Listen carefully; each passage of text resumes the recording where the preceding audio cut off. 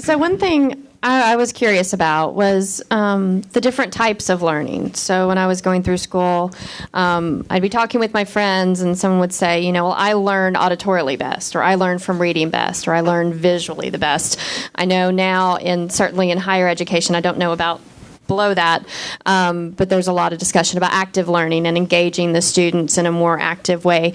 Is there, for both children, like infant children as well as adults, is there a best way to learn, or are we all wired differently in terms of how we learn?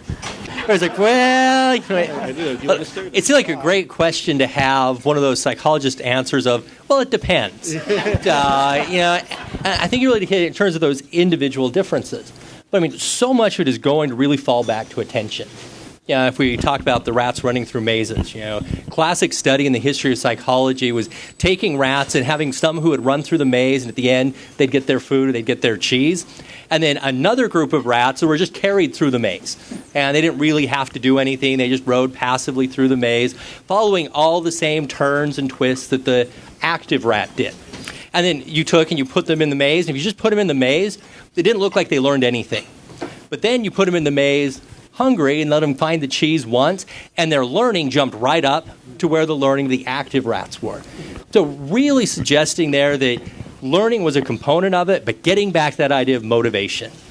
And I think when you come back to it, yes, we're wired differently. So for some of us, hearing things works better. I'm great at if I hear something, I remember it.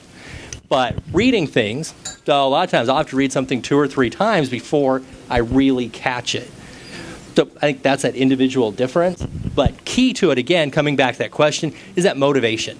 Can we get that interest to where people are willing to engage with it? And if we can get them to engage, then I think that washes out a lot of that learning style difference.